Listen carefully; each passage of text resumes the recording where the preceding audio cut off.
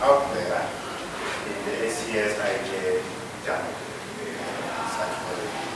The structure of my presentation will cover a brief background, study area, aims and objectives, number of methods, well, and your references as shown in the slide. To begin with the background, oil and gas was discovered and confirmed in Uganda in 2006.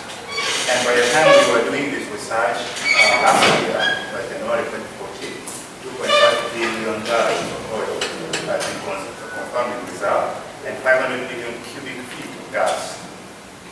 Well, I'm sure at the moment it's about 6.5 billion barrels by 2015.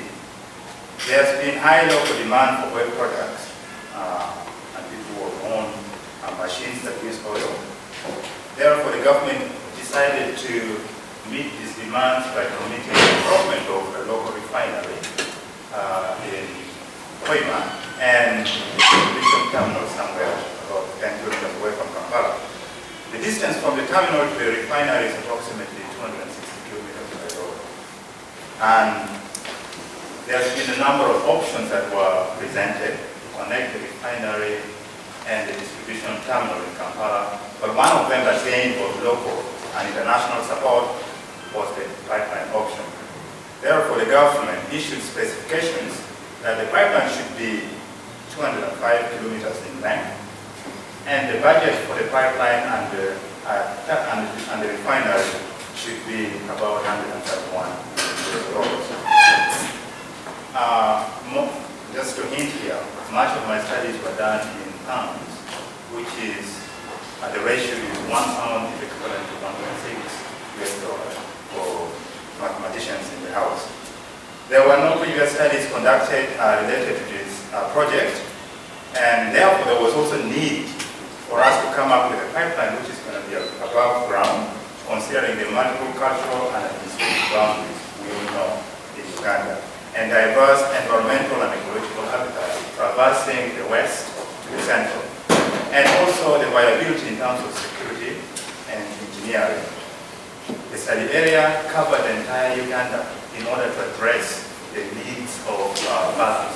We can't say let's go and study only the western part of Uganda. A group of people in the southwest or northern might say we want the pipelines to come and pass through our region so that we can benefit from the national resource, which is oil. So the study was conducted countrywide. I'll give you a very brief overview of Uganda because we all know anyways. Recent population census puts us at 36.8 million inhabitants. The population greatly relies on agriculture. There are other activities anyway that are done like fishing and livestock. Our climate is good, 25 to 30 degrees Celsius throughout the year.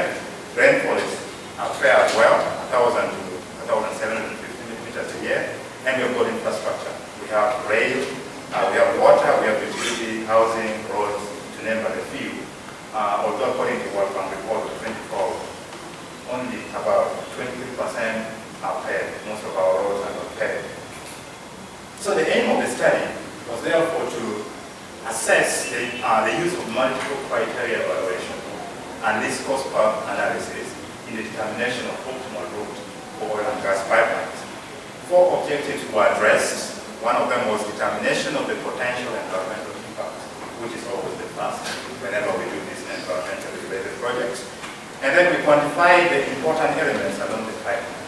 We need to know how it's going to affect the household as part of the important elements.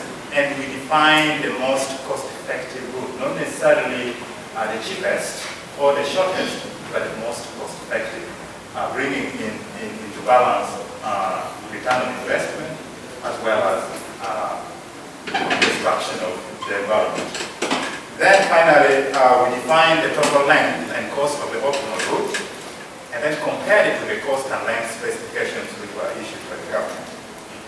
The methodology embraced this research from the perspective of consideration of different criteria, because we know we're handling different interest groups when we go into the community. Therefore, we came up with 3 main criteria: that's environmental, construction, and security. Then a hybrid version of the 3 criteria. meaning that we're going to come out with optimal routes that are environmentally friendly, one which is construction-wise friendly, and then the other one which is security-wise friendly, and one that embraces all of them, a hybrid version. Within each of the criteria, there were sub-criteria, what we call objectives. Within the environmental, there were two objectives that needed to be met. One of them was a minimization of the risk of groundwater contamination. So you go into the environment to make sure water is safe. And then the second was maintaining least degrading effect on the environment. There are acronyms.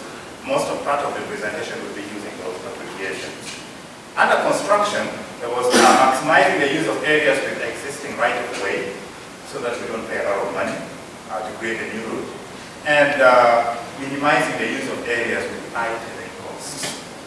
Then under security, we looked at a route which can facilitate quick access to pipeline route, an area which will facilitate quick access, and then protection of the existing and planned infrastructure in the study area. A hybrid version incorporated all the six objectives. So, with the knowledge of multiple criteria, it's always known we have to group different criteria and then create cost layers or friction layers, some people call it that way, and then you subject it to weighting scale before you go ahead and evaluate using the least cost algorithm. That's the flow diagram of the methodology. The data sets. There were several data sets that needed to be sourced and are used in the study. We sourced them from different organizations, and I listed some of them. I'm not sure whether some of them are represented in this conference, but if you're represented, at least I sourced it from you and imported. Those are the list of the data sets that we used. We pre-processed these data sets because we got them from different sources. We needed to bring it into spatial uniformity and also make it fairly relative to the study area, which is Uganda. We had to project it to localized projection. So spatial resolution across all data were maintained at 30 meters for raster data sets. And for vector data sets, they were maintained at a ratio of 60,000.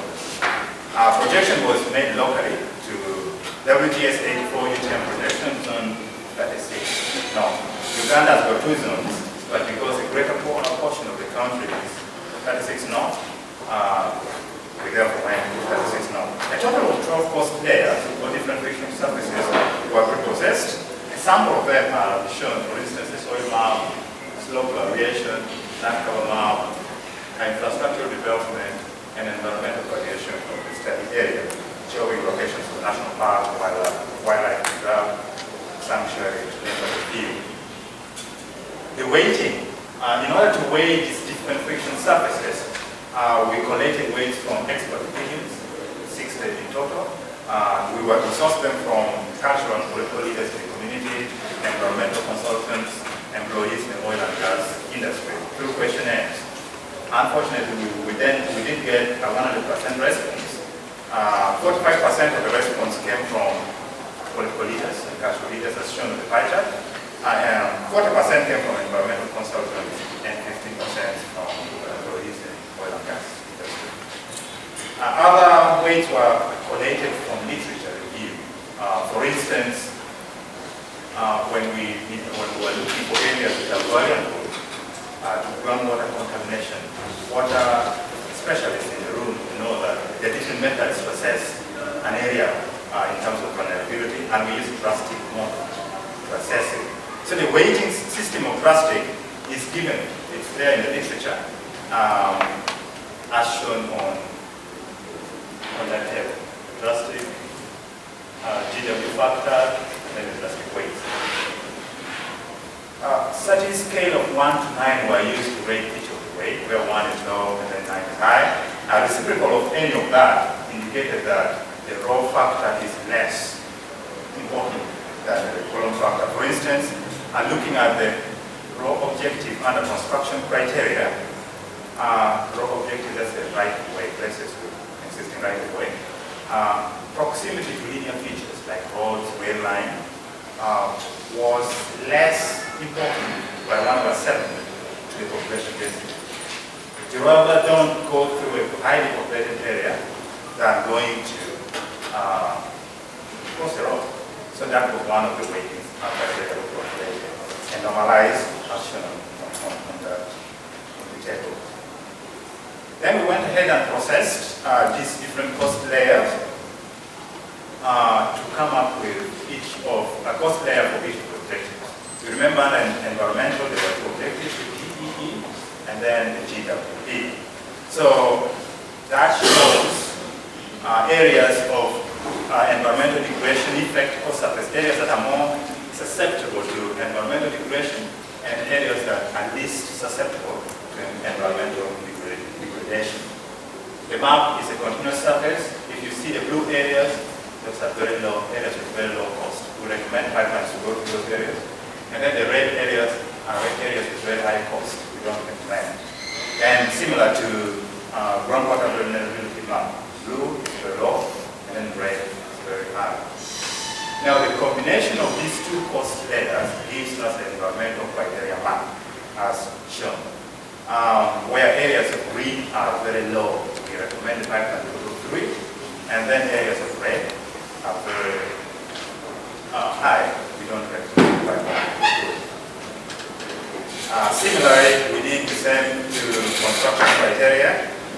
Blue is very low, red is very high, and then for the construction criteria for surface map, you see the variation low is green, and then very high is red.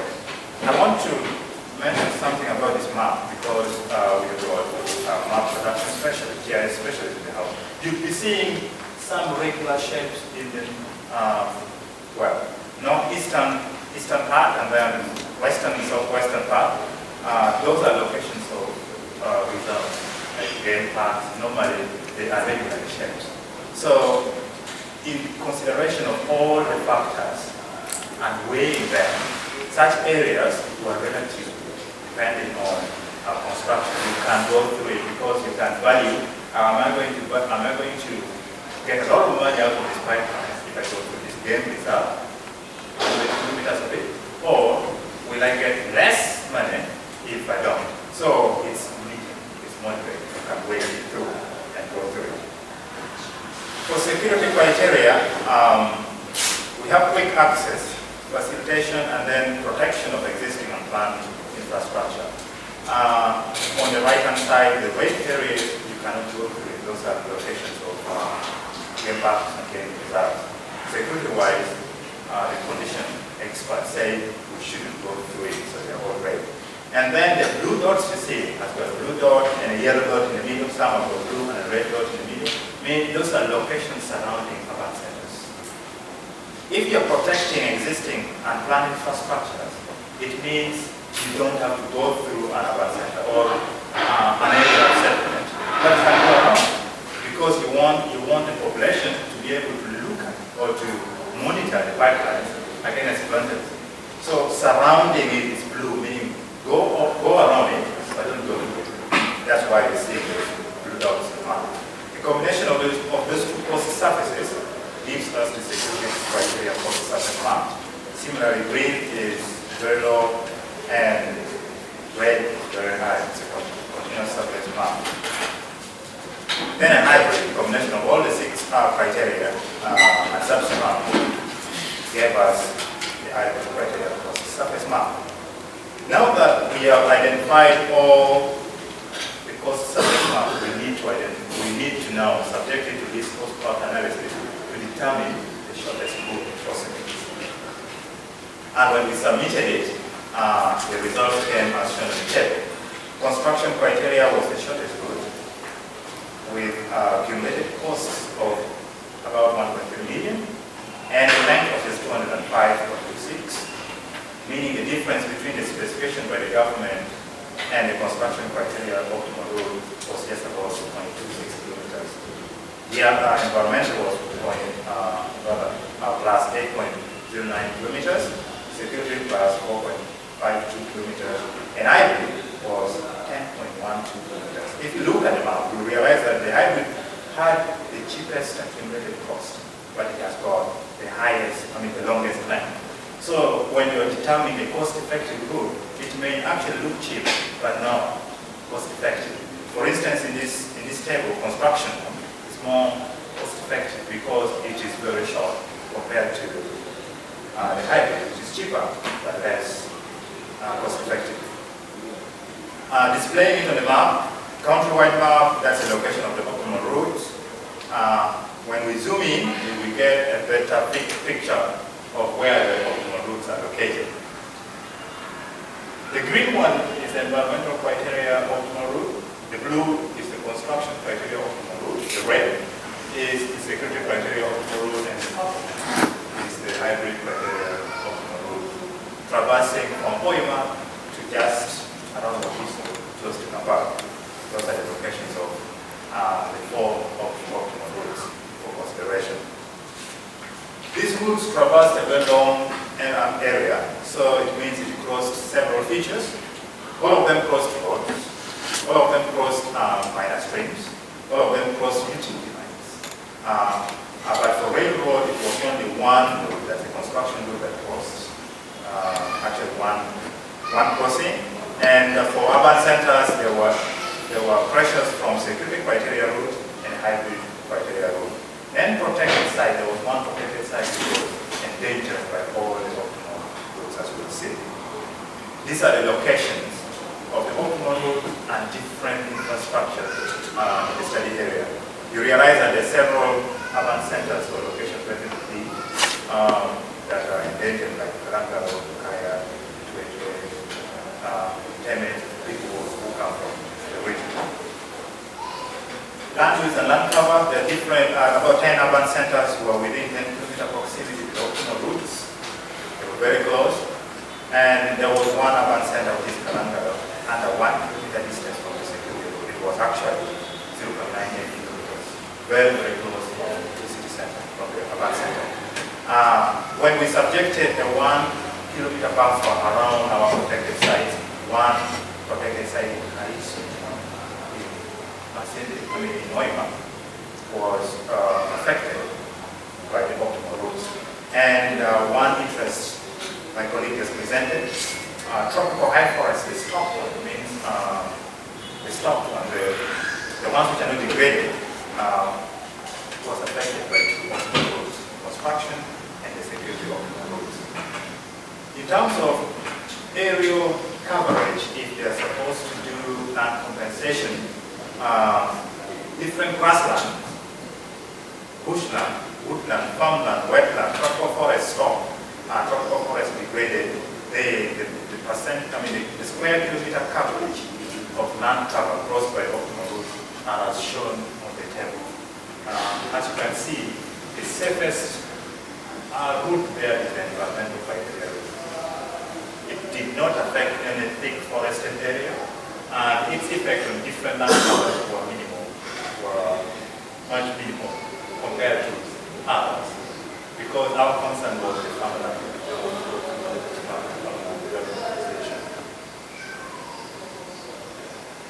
In order to test, just like any other model, you have to test its sensitivity. We altered the weight. Then we say, what would happen if we altered one weight by about 10%, one weight by about 25%. Out of all the sensitivities that we performed, the significant one was a 25% weight change in any of the objectives within a criteria resulted in about 7.79 at 16.61 kilometer increment to the environmental route, and resulted to 0.44 kilometer increment on the security route and 0.05 increment on the total length of the construction route. When we applied it to the non-equal weighting, when we applied it on the hybrid criteria, the effects were as shown in the map. For instance, that first one, we maintained the environmental criteria at 50%, and then we put the other two cost surface layers, the security and the construction at 25.5 each, and look at how the route changed. The purple route is the route obtained using eco-weight. It was much closer to Hoima town, for instance. And after applying that eco-weighting, it shifted to the green route. The green route is where we have an eco-weight scale. Similarly, doing that for construction criteria, maintaining it at 50% of the overall influence and changing the rest by 25%, the route similarly changed, as well as maintaining security criteria at 50% and applying different weightings to the other two criteria, the route has well changed. This was really significant in that about three towns, Nteme, Ntwetwe, Bukaya, and Kalangalo, pardon me for the pronunciation, they were safer when we didn't do this tweaking of the weight. But when we made the weight change to unequal weighting, these 4 other centers were affected, but they were really very close. As important as one of the objectives, monitoring and maintenance, we had to identify areas which are visible to the location of the optimal routes. We performed visual analysis using GIS on the optimal routes and digital elevation model to identify locations that we can construct for viewing sites or emergency sites, emergency response, and then security installations and police stations visible to the location. Those areas are the areas in blue, light blue, and the locations with green and dark are the location of urban centers for monitoring and maintenance purposes. The construction cost. Construction cost was derived using formula used in the estimation of construction cost of a natural gas pipeline in the US.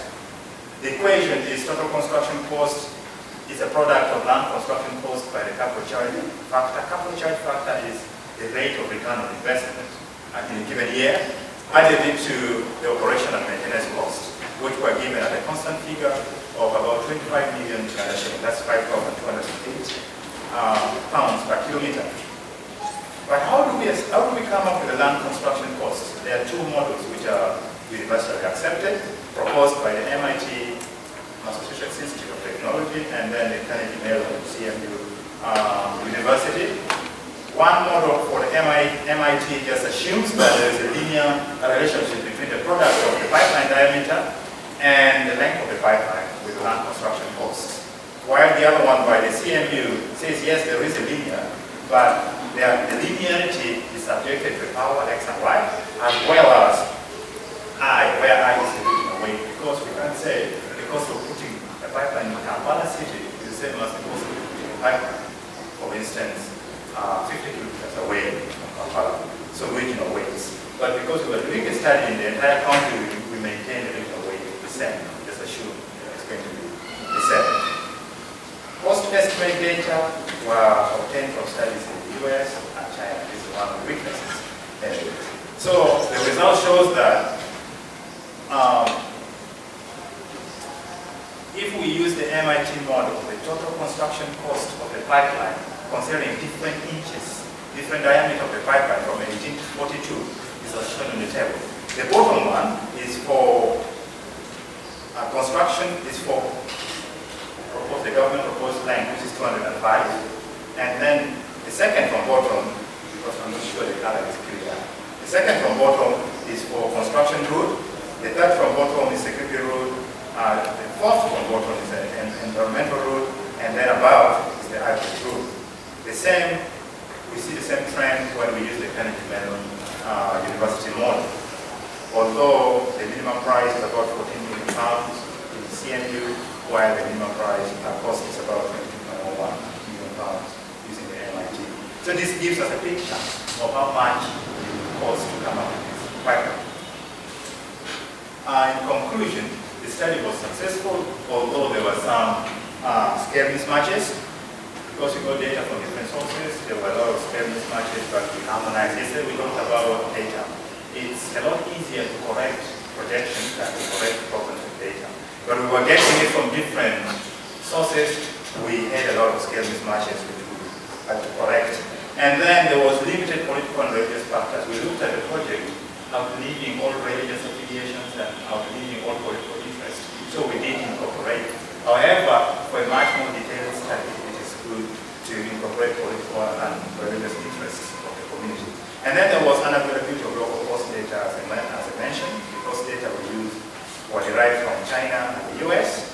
Therefore, we recommend that in future studies, I'm going to give the second recommendation, we incorporate all the factors, local costs, and then land prices, and then socio-political and socio-economic factors. And also, we recommend that this study can be used by the government to plan this OIMA pipeline, just probably as a base model, because we entirely work on this study based on data which were open access data. But the government can use it as a ground model and then commission maybe an aerial survey and come up with a better route, for instance. And we also recommend further sensitivity analysis. People in the water environment knows that drastic model needs several testings for you to be sure of it. Therefore, perform several sensitivity analysis in addition to what we did.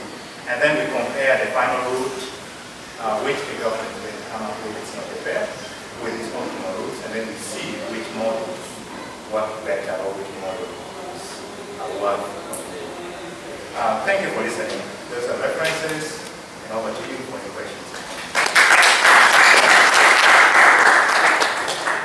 Yeah, I would like to thank Dan for that wonderful presentation, and actually it is work like that that has inspired this conference series, because we have many people in the diaspora, they do research and mainly books there.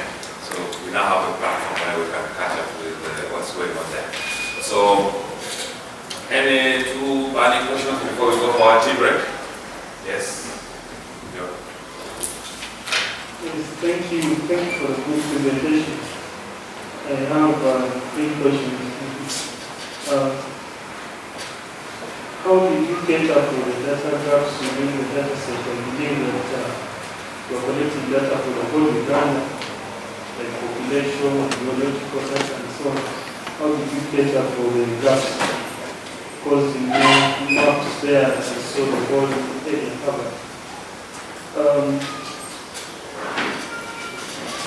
Your results, your results,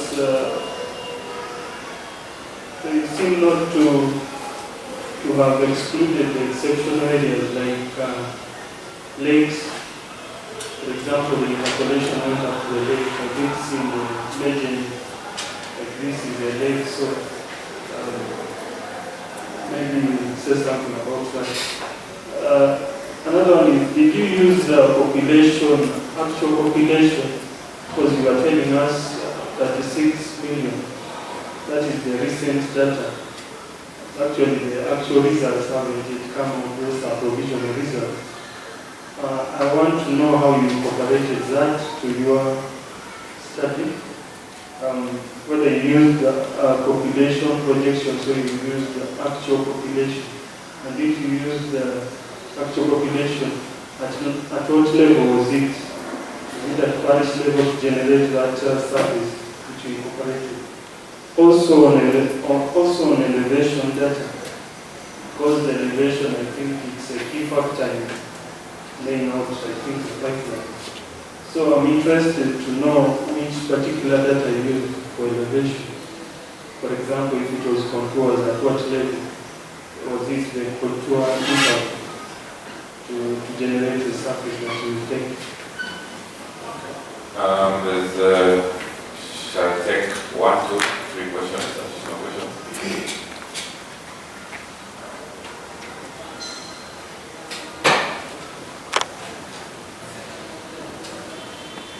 Just know that between us and the team are those questions. So. Okay. Thank you so much for the presentation. I have maybe 2 very big questions. One thing is about the history of oil discovery. You mentioned that oil was discovered in 2006. I don't know, maybe you can, what do you mean by discovery of oil in 2006? Because oil in Uganda was first identified by Edward James Wayland, who was the director of the Geological Survey Department in the 1920s. So this 2006, maybe it is limiting it to this current government and maybe more activities regarding this oil discovery but it was discovered earlier than that.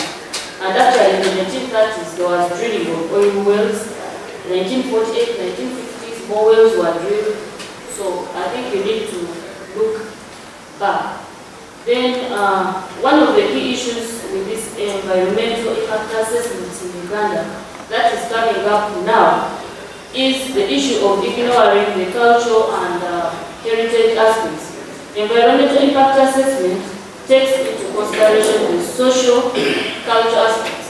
I can see that in your recommendations you say you look into these aspects. I think you also need to look at the cultural aspects, and this is where archaeology comes in. Many of these impact assessments, even these ones of oil in this area you're talking about, where the pipeline is recovered, they were bounced back because of ignoring that component. Thank you.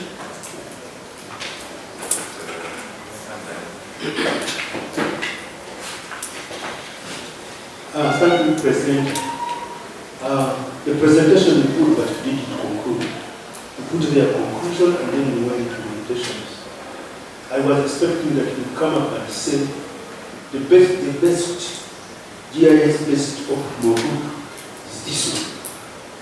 I didn't see that. Maybe you will tell us. Okay. Front here.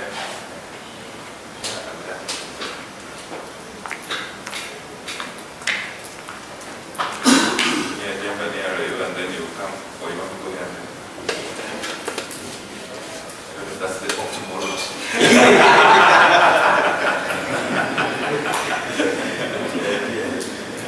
Yeah, I would like to try to present that I think this is a very good way of approaching a problem like this. And of course, there are few challenges here and there are data, but I think it's a very good way of doing things. My question is, who has seen this in government? Have you presented it anywhere? I know you have mentioned that you have published it in the journal, but I don't know whether you have presented it to any forum in government. I'm asking this because a few months ago, I was going to be bidding with some partners for this pipeline, design of this pipeline. I lost. But what I know is that some people have already started the assessment for another position. Work is ongoing. That's what I had. So when we were doing the bidding, we had a route. There was already a route defined, and we were supposed to do some area surveys and so on within a region of 500 meters. And we are not going actually to beyond 3 kilometers, 5 kilometers. So you think your study is going to form any policy or it's going to be shared? Academic exercise. Yes, the last one, please.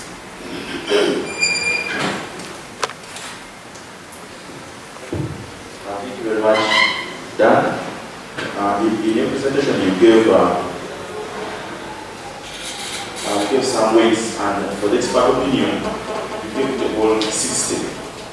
Now, in line with engineering and constitutional considerations, who did you exactly interact with to get that expert opinion in this country? Dan, over to you. Thank you very much for the questions. I'll begin with data gaps. Well, the study extent covered the entire country, and that was already one of the challenges in acquiring data covering the entire country.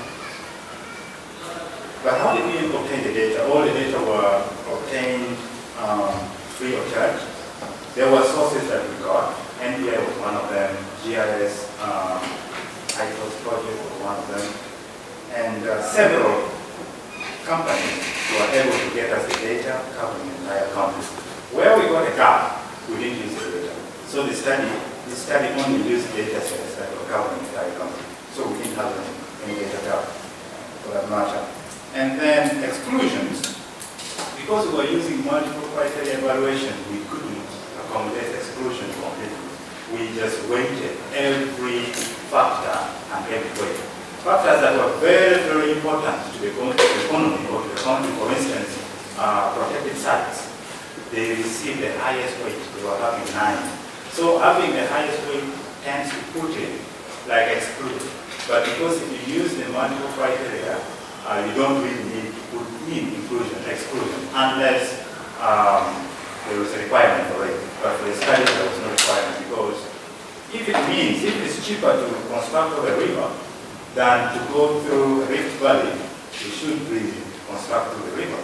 So all the factors were considered and weighted without an exclusion. Actual population, not the population that we used, were the provincial results and the projected ones. Largely, our concern was urban centers, locations of urban population, because you don't want to go through bigger populated area than a smaller populated area. Elevation data, we were privileged to get the elevation data from 2 sources. One was contour at 50 meters, which eventually we studied, because our study was uniform at 30 meters.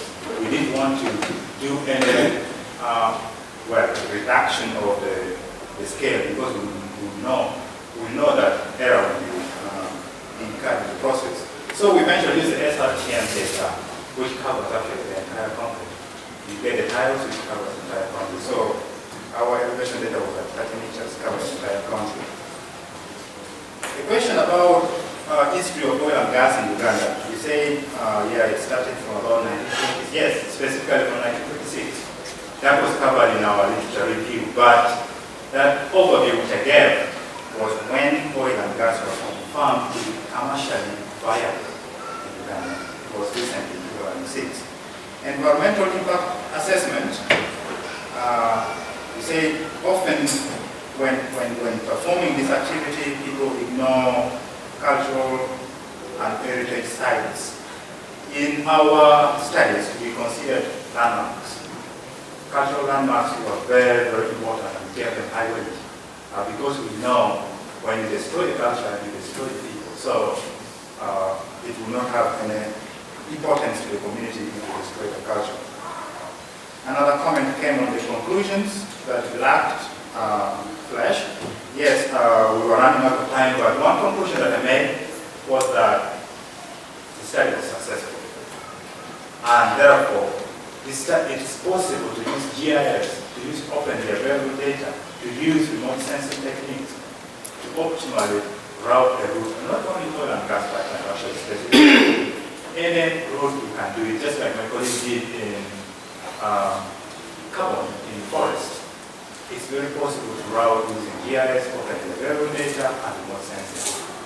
And then the question was, is this research going to inform the policy in government? Has it been presented to the government? Yes, before I did my background, before I went for this program, I was working with the Ministry of Local Government. I came back and had some attachment with them briefly. So most of data, especially about local councils, I got them from the Ministry of Local Government. So across the Ministry headquarters, the Ministry of Energy, I informed them of this study. And when I got the results, I wrote to them of my results. I'm yet to get the response. That's the best thing I can say. And expert opinions. Wait, we gave expert opinions 60. No, the 60 is the total number of people we sourced. There are 3 categories: cultural and political leaders, environmental consultants, and employees in oil and gas. Each one of them, when I was distributing the questionnaires, I gave them 60. But when the response came, you saw, we're using percentage, but when you look at 50% of 20, it was a very few response. Most of the people who responded were environmental consultants and agricultural leaders, employees and oil and gas, of course, they are around terms and conditions. And few of them responded. We incorporated the response as well. So you asked specifically about composition. Cultural leaders were, I won't mention names because of confidentiality, but they were majorly people at the local level. Leaders of the local tribal denomination of composition in the Pacific, in Oima, in the study area basically. Those are the people I sought out opinion from. And political leaders were majorly landed but at local level. To be clear with you, actually I didn't consult any member. So that might be bias. But I thought it was a good bias for the study. It was only surrounded by local councils and then other community leaders in the country. That answer. Thank you. So thank you very much. Why don't we thank our presenter? We are running behind time, so I'm going to restrict your tea to 10-15 minutes. Our presenters for the next stage are ready. So let's have a great tea and freshen up for the next presentation. Thank you very much.